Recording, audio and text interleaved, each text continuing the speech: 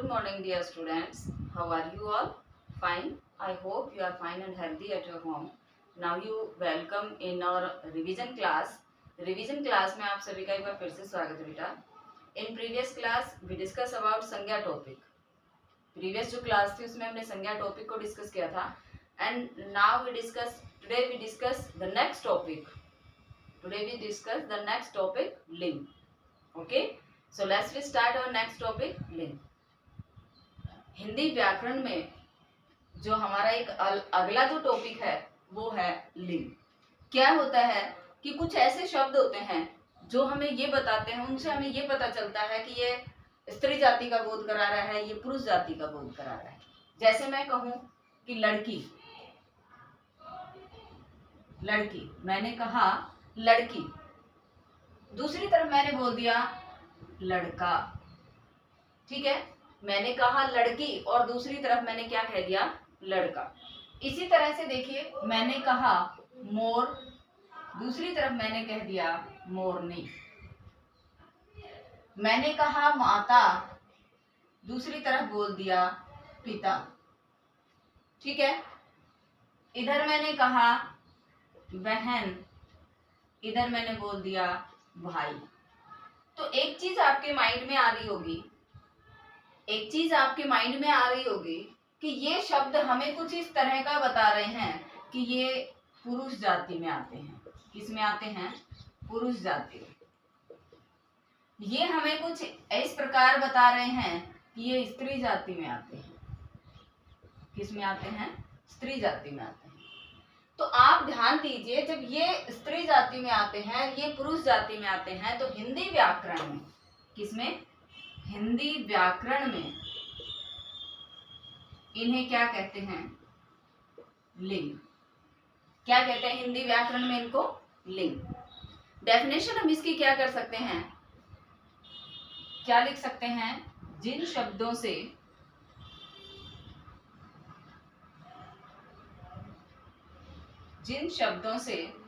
स्त्री व पुरुष जाति का,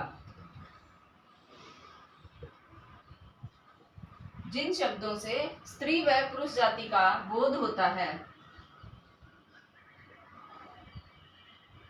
उन्हें क्या कहते हैं, लिंग कहते हैं. उन्हें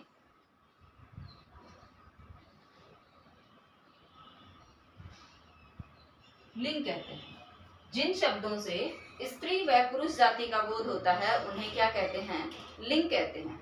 फॉर एग्जाम्पल देखिए, ये क्या है, लड़की, मोरनी, माता, बहन, बकरी, गाय, सब किस में आ जाएंगे, स्त्री जाति में. इधर आप देखोगे कि लड़का, मोर, पिता, भाई, ये सब किसका बोध कराएंगे, पुरुष जाति का बोध कराएंगे. तो इन शब्दों को हम क्या कहेंगे, इन शब्दों को हम कहेंगे लिंग. हिंदी व्याकरणिक भाषा में ये क्या कहलाएंगे, लिंग. डेफिनेशन आपने पढ़ी कि लिंग क्या होता है, किस प्रकार से वो हमें स्त्री व पुरुष जाति का बोध कराते हैं, ये आपने देखा. अब आप देखो कि इसके भेद कितने होते हैं. छोटा सा टॉपिक है, बड़ा नहीं है, एक छोटा सा टॉपिक है. आप देखो कि इसके भेद कितने होते हैं. इसके भेद कितने होते हैं, तो आप देखो, ये हमें स्त्री जाति का बोध करवा रहे हैं, इसका मतलब ये क्या है, स्त्रीलिंग. ये हमें स्त्री जाति का बोध करवा रहे हैं तो ये स्त्रीलिंग है, और ये हमें पुरुष जाति का बोध करवा रहे हैं तो पुल्लिंग है. पुल्लिंग कहलाएंगे. व्याकरण में ये क्या कहलाएंगे, ये जब स्त्री जाति का बोध करवाएंगे तो स्त्रीलिंग कहलाएंगे, और जब ये पुरुष जाति का बोध करवाएंगे तो पुल्लिंग कहलाएंगे. अब आप देखो इसके भेद भी कितने हो गए, 2. नंबर 1 और नंबर 2. कितने भेद हो गए, 2. कौन कौन से, 1 और 2. अब देखो इसके भेद के अकॉर्डिंग देखते हैं हम. ये आज का हमारा टॉपिक है लिंग. इसके पार्ट्स होते हैं 2. एक होता है स्त्रीलिंग और दूसरा होता है पुल्लिंग. स्त्रीलिंग और पुल्लिंग ये क्या होते हैं, ये होते हैं स्त्री जाति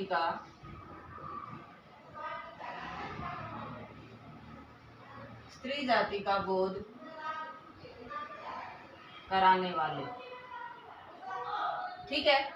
और ये होते हैं पुरुष जाति का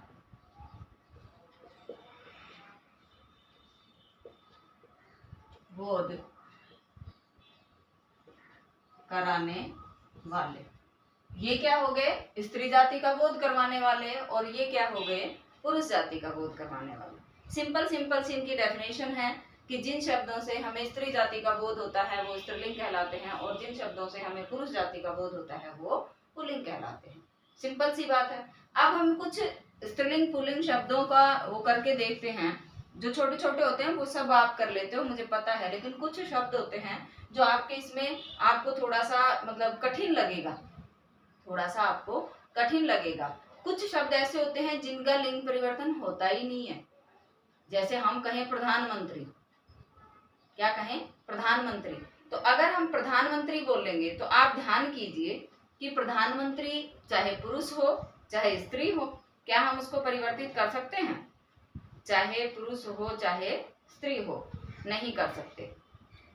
राष्ट्रपति, तो राष्ट्रपति को भी नहीं कर सकते, राष्ट्रपति भी चाहे पुरुष हो चाहे स्त्री हो, है ना। तो कुछ शब्द होते हैं जिनका लिंग परिवर्तन हम नहीं कर सकते। कुछ शब्द होते हैं कि अगर वो पुल्लिंग में है तो उनका लिंग परिवर्तन करने के लिए मादा शब्द उनके आगे जोड़ दिया जाता है।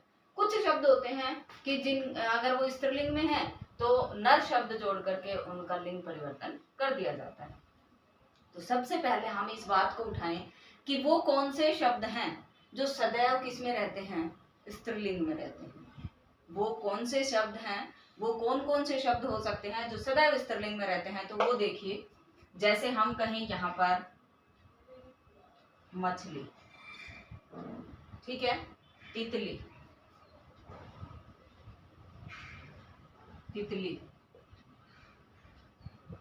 बुलबुल, मछली, तितली, बुलबुल, मक्खी। इसी तरह से जैसे हम कहें कि जो होती है ना मकड़ी, जाला बुनती है, वो मकड़ी, ठीक है। इसके अतिरिक्त जो हमारी वो होती है छिपकली होती है, क्या होती है? छिपकली, है ना। और छिपकली के गिलहरी होती है,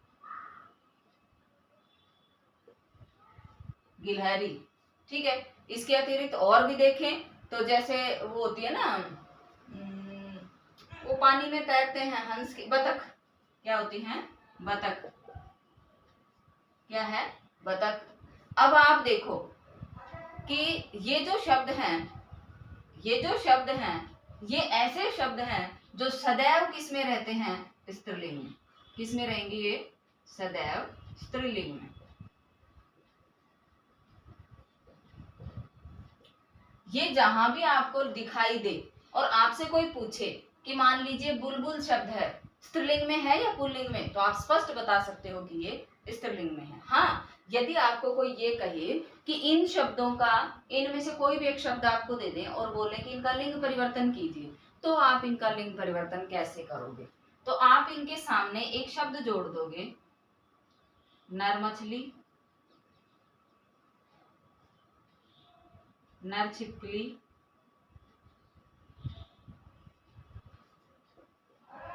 नर गिलहरी, नर मक्खी, नर बतख।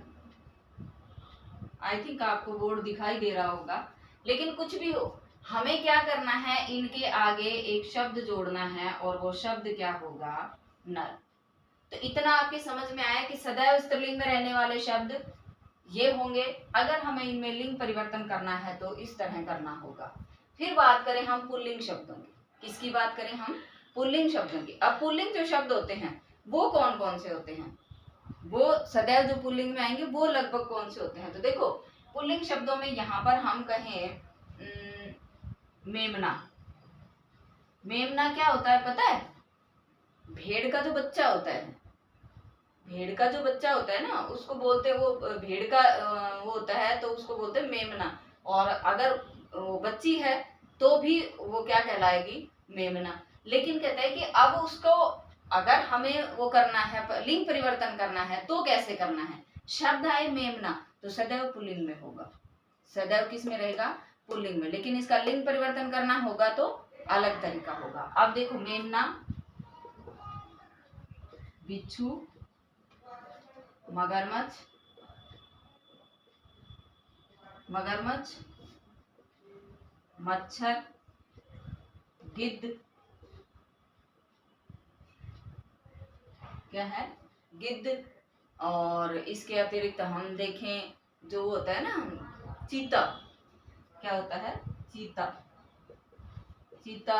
ये लगभग ये शब्द होते हैं, ये किस में आते हैं, ये सभी शब्द आते हैं सदैव पुल्लिंग में। अगर हमें इनका स्त्रीलिंग बनाना है, अगर हमें कोई पूछे मेमना शब्द है स्त्रीलिंग में होगा या पुल्लिंग में, तो हम कह सकते हैं कि ये सदा पुल्लिंग में है। अगर हमें कोई कहे कि इसकी आप वो बनाओ, इस लिंग परिवर्तन करो, तो ये सदैव पुल्लिंग में है, तो हमें एक शब्द जोड़ना होगा, मादा मेमना, मादा मच्छर, मादा बिच्छू। इस तरह से ये एक शब्द होगा मादा, और ये शब्द जोड़ करके हम क्या कर देंगे, इनका लिंग परिवर्तन कर देंगे। Is that clear? तो यहां तक समझ में आया। लिंग किसे कहते हैं, जो हमें स्त्री व पुरुष जाति का बोध करवाते हैं, वो लिंग कहलाते हैं। लिंग के भेद कितने होते हैं, दो होते हैं, स्त्रीलिंग और पुल्लिंग। स्त्रीलिंग शब्द किन्हें कहते हैं, वे शब्द जो हमें स्त्री जाति का बोध करवाते हैं, वो स्त्रीलिंग कहलाते हैं। पुल्लिंग किन्हें कहते हैं, वे शब्द जो हमें पुरुष जाति का बोध करवाते हैं, वो पुल्लिंग कहलाते हैं। इसके अतिरिक्त कुछ शब्द ऐसे होते हैं जो सदैव स्त्रीलिंग में रहते हैं, तो वो तितली, गिलहरी, बतख, मक्खी, ये किस में आएंगे, हमेशा स्त्रीलिंग में आएंगे। अगर हमें इनका लिंग परिवर्तन करना है तो कैसे करना होगा, इसमें नर शब्द जोड़ करके, नर मछली, नर छिपकली, नर तितली, नर बुलबुल। और अगर हमें मेमना, बिच्छू, मगरमच्छ, मच्छर, ये अगर शब्द आ रहे हैं तो ये सदैव पुल्लिंग में होते हैं। और अगर इनका लिंग परिवर्तन हमें करना होगा तो मादा शब्द जोड़ना होगा। आई थिंक इतना आप लोगों के समझ में आया होगा। अब हम कुछ इसके लिंग के वो करके देखते हैं, ठीक है। अब हम कुछ लिंग का वो बना के देखते हैं, इसमें परिवर्तन करके देखते हैं। कुछ शब्द होते हैं उनके कैसे, देखो एक चीज इसमें और होती है, एक चीज इसमें और होती है, वो भी आपके नोट करने की है। देखो वो भी आपके ध्यान रखने की है। अगर आपसे कोई पूछे पर्वतों के नेम के किस में आएंगे, ठीक है, अगर आपसे कोई पूछे कि जो पर्वतों के नेम हैं किसके हैं, पर्वतों के नाम। अगर आपसे कोई पूछे महासागरों के नाम, अगर आपसे कोई पूछे देशों के नाम, ठीक है, आपसे कोई पूछे देशों के नाम, आपसे कोई पूछे हिंदी महीनों के नाम, किसके, हिंदी जो महीने होते हैं ना, हिंदी महीनों के नाम, ठीक है। अगर आपसे कोई पूछे जो प्रायद्वीप होते हैं, प्रायद्वीप होते हैं ना हमारे, उनके नाम, तो इन सभी के जो नाम होंगे वो किस में आएंगे, सभी पुल्लिंग में। किस में आएंगे, पुल्लिंग में। कैसे आएंगे पुल्लिंग में, देखो पर्वतों के नाम, मान लो यहां पर मैं लिखूं हिमालय, सतपुड़ा, विंध्याचल आदि। महासागरों के नाम, हिंद महासागर, प्रशांत महासागर, अटलांटिक महासागर। देशों के नाम, देश हो जाएंगे तो भारत, जापान, चीन, ये सब किस में आएंगे, पुल्लिंग में। हिंदी महीनों के नाम, जिसको हम कहते हैं ना चैत्र, वैशाख, ज्येष्ठ,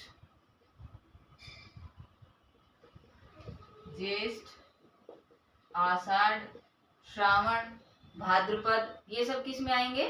ये सब किस में आएंगे? ये सब आएंगे उसमें पुल्लिंग शब्दों में। और प्रायद्वीप जो हमारे होते हैं वो भी अरब प्रायद्वीप, वो सब किस में आ जाएंगे? हिंदी उसमें पुल्लिंग शब्दों के अंदर। तो ये सब किस में आएंगे? पुल्लिंग। क्लियर? ठीक है। हिमालय, सतपुड़ा, विंध्याचल, जितने भी पर्वत आ जाएंगे, रॉकीज, एंडीज, सब, हिंद महासागर, प्रशांत महासागर, अटलांटिक महासागर, आर्कटिक महासागर, भारत, जापान, चीन, सब। फिर इधर चैत्र,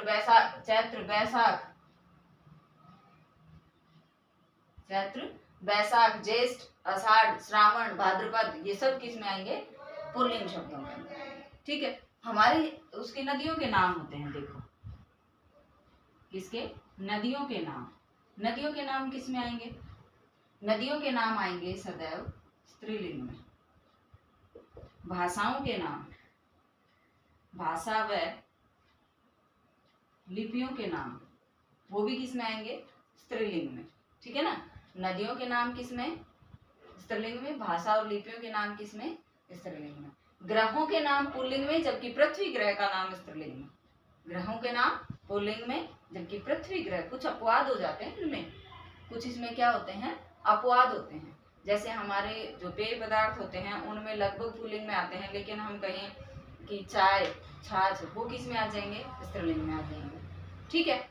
अब देखते हैं इसमें कुछ लिंग परिवर्तन करके देखते हैं। कुछ टफ होते हैं जिनको मैं बता देती हूँ। मान लो हम यहाँ शब्द लिखना स्टार्ट करें। ठीक है। शब्द लिखे हम यहाँ पर लेखक। सीधे सीधे तो आप कर ही लोगे, पता है। लेखक का स्त्रीलिंग करेंगे तो क्या बनेगा? लेखिका। क्या बनेगा? लेखिका। कवि, कवि का क्या बनेगा? कवयित्री। ये मोस्ट इंपोर्टेंट है, जिसे आपको शब्द शुद्धि में भी पूछा जा सकता है, कभी भी। किसमें पूछा जा सकता है? शब्द शुद्धि में, या हम ये कहें शुद्ध अशुद्ध शब्दों में। शुद्ध अशुद्ध शब्द बताओ, उसमें पूछा जा सकता है कि निम्न में से कौन सा शुद्ध है, या कवयित्री शब्द कौन सा शुद्ध है, ऐसे पूछा जा सकता है। ठीक है। कवि का क्या होगा? कवयित्री। शिक्षक का क्या होगा? शिक्षिका। शिक्षक का शिक्षिका। अध्यापक का अध्यापिका। अध्यापक का अध्यापिका। ठीक है। छात्र का छात्रा। ये तो सिंपल सा ही है, छात्र का छात्रा। ठाकुर का, ये थोड़े से आपके लिए वो बनते हैं, ठाकुराइन। ठाकुर का ठाकुराइन। पंडित का पंडिताइन। ठीक है। ठाकुर का ठाकुराइन, पंडित का पंडिताइन। ठीक है। फिर एक होता है, मान लीजिए स्वामी। क्या होता है? स्वामी। स्वामी का क्या हो जाएगा? स्वामिनी। क्या हो जाएगा? स्वामिनी। तो इस तरह से ये कुछ शब्द हैं जो थोड़े से वो होते हैं। और बताती हूँ, इसमें कुछ शब्द होते हैं, जैसे मैं कहूँ यहाँ पर, आप उसमें लिखते हो ना, उसमें बहुदीय, क्या लिखते हो? महोदय, ऐसे लिखो। प्रार्थना पत्र में लिखते हो ना, महोदय का महोदया, भावदीय का भावदिया। ठीक है। महोदय का महोदया, भावदीय का भावदिया। इसके अतिरिक्त जो वो होता है ना, लोहार, क्या होता है? लोहार। लोहार का लोहारिन। लोहार का लोहारिन। इसके अतिरिक्त वो होता है सम्राट होता है। कौन होता है? राजा जिसको बोलते हैं ना, सम्राट। तो इसका हो जाएगा सम्राज्ञी। नेता, नेता का हो जाएगा नेत्री। ठीक है। नेता का क्या हो जाएगा? नेत्री। दाता, दाता का हो जाएगा दात्री। ठीक है। दाता का दात्री। इसके अतिरिक्त धोबी होता है, धोबी का हो जाएगा धोबिन। क्या हो जाएगा? धोबिन। ठीक है, तो ये था हमारा आज का टॉपिक लिंक। आई थिंक आप लोगों के समझ में आया होगा बेटा। ठीक है, ये टॉपिक था हमारा लिंक, जो यहाँ तक का आपके समझ में आया होगा। इस टॉपिक को करने के बाद अब हम अपना अगला वो करेंगे, रिवीजन करेंगे। ठीक है ना।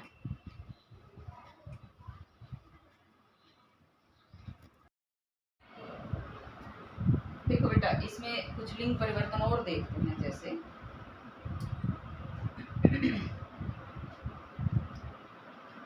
जैसे देखो, बूढ़ा, तो इसका क्या होगा? बुढ़िया। लोटा, लुटिया।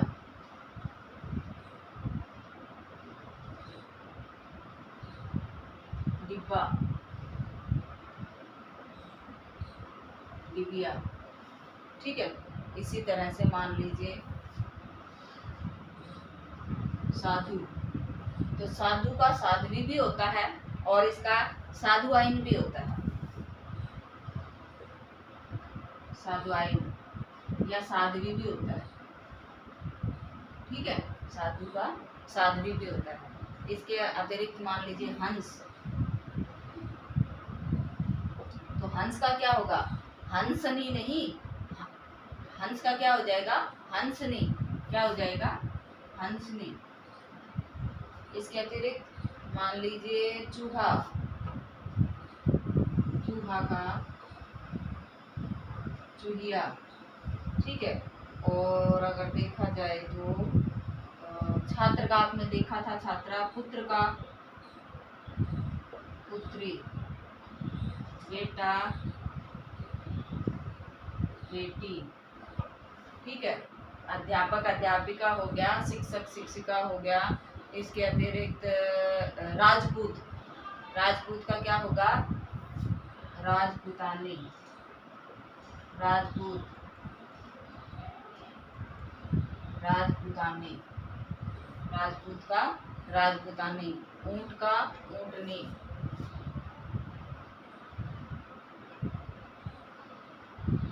ऊंटनी। शेर, शेरनी। ये तो तुम कर ही लोगे, है ना। जैसे गुणवान का